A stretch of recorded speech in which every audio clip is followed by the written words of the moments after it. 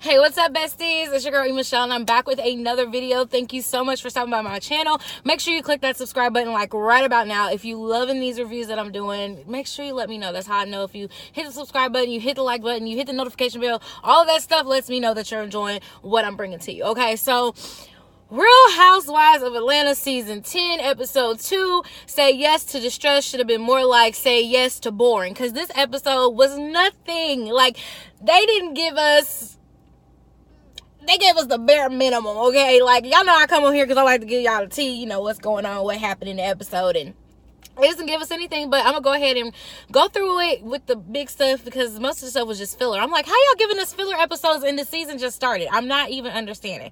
So it starts off with Shamea's bridal shower, and it brings out Kandi and Porsha to be in the same setting and not really forced to interact with each other, but they are having to sit at the same table together, which you know, Kandi is like, I'm gonna be cordial, but this ain't really my cup of tea.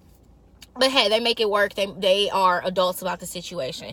So they're sitting around and they're talking, and Shereé, you know, looks over at Porsha and she says, so you going to the wedding? And Porsha says, no, I'm not going. You know, the tickets are too expensive. And I can't fly coach because I have a condition. And everybody was like, huh? Condition? Girl, what condition you done picked up? You done picked up something different. First, you had anger management problems. We saw that last season, and you pulled out the doctor's note. Okay, I was glad when they brought that back up, because I was like, here she go again with these conditions that she got. Lord have mercy, I had no idea. She has some sort of condition, I don't know. I'm like Shereé, I don't know what the baby said, but whatever it is, it's something that affects your blood pressure. So she's unable to sit and coach because it would affect the way the circulation is to her legs. I was like, okay, but that's your best friend though. So you supposedly got all this money, you got all this coin, but you can't even afford to go to your best friend's wedding. I'm gonna just let that sit there. Come on, Porsha, do better. You know what? I was gonna look up what her net worth was, but I'm pretty sure she should be able to afford a $10,000 ticket. Or Bravo could have sent her if it was that important. But evidently, it ain't that important if you ain't trying to make your way. You driving a Rolls Royce. You got this big old nice mansion. You got 15 jobs. Still quite understand how you can't afford it. But hey, you know, whatever.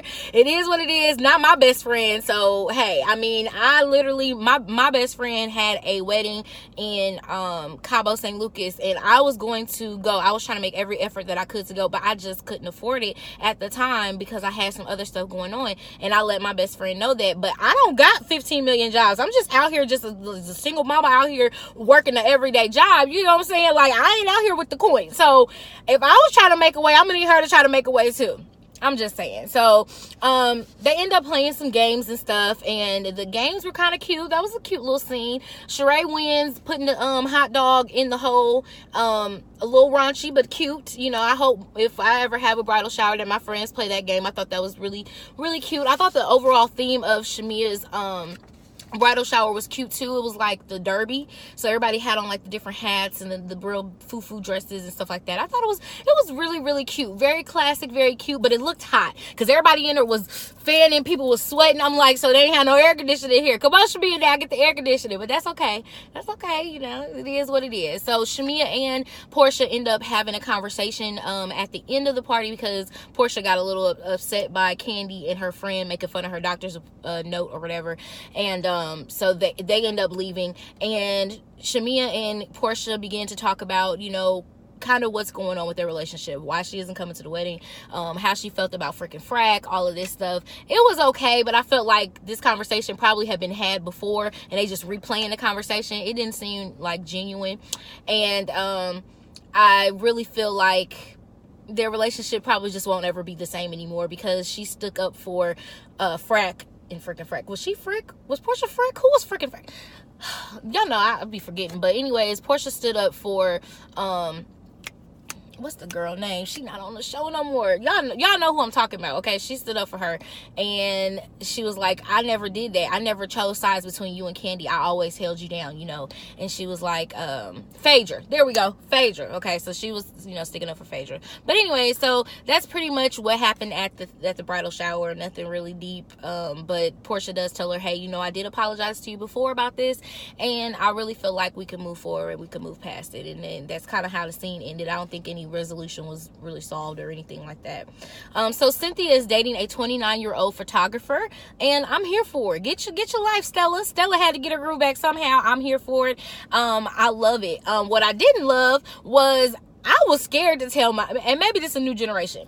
When I was in school, I was scared to tell my parents I was getting on the highway to even go to a party that was in Vincennes, and Vincennes was all of like 45 minutes away. I was not telling them I was putting the car that they bought me on the highway, okay, other than to come home. Like, that's not what they sent me to school for. But Noelle, she taking trips to North Carolina to go see her boo traveling up and down the highway. I was like, well, maybe she flying. No, she said she drives up there. And I mean, she's 19 years old. She can do, you know, whatever she wants to do. But I was like, this sounds like the makings of something bad. Like, I just want the best for Noelle. She seems like she has a good head on her shoulders.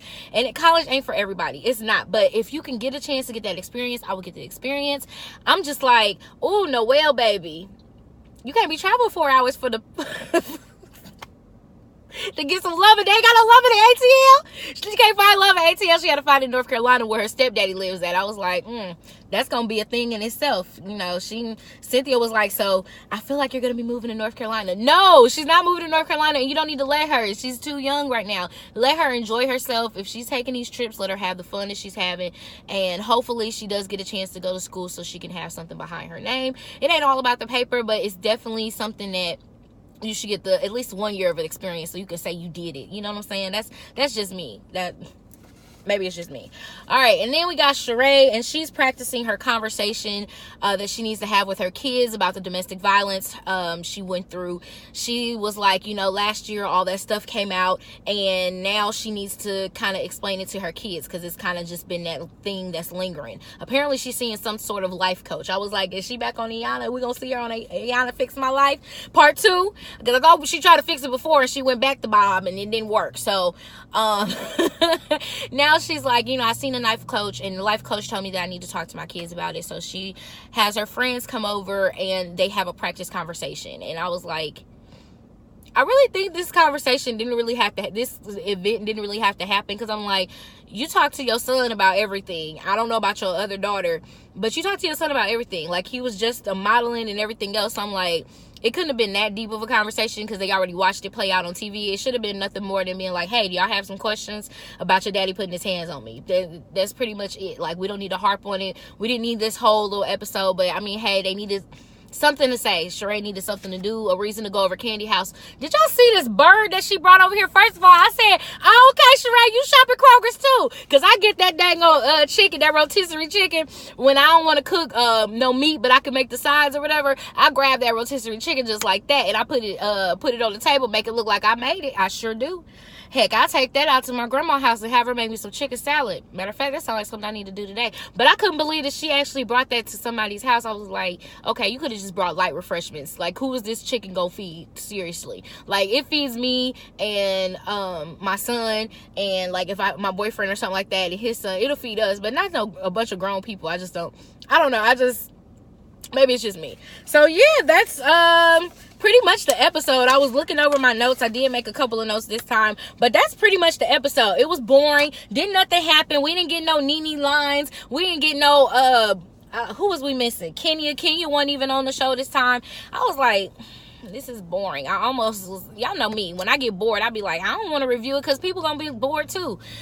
But I'm sticking with it this time. We're going to make it rock. So hopefully next episode is going to give us a little bit more drama. And I guess maybe I'm looking for too much. Maybe it's because I'm used to them being so dramatic or whatever, that now that they're not as dramatic, I'm like, well, where's the dramatics at? And it's just not there. It's like they fetching for stories. They fetching, and they're not coming up with nothing. So yeah, y'all stay tuned. I'll be back next week to review this Real Housewives of Atlanta season 10, and we'll see how they rock it, see if they keep us interested. I will catch you guys in the next one.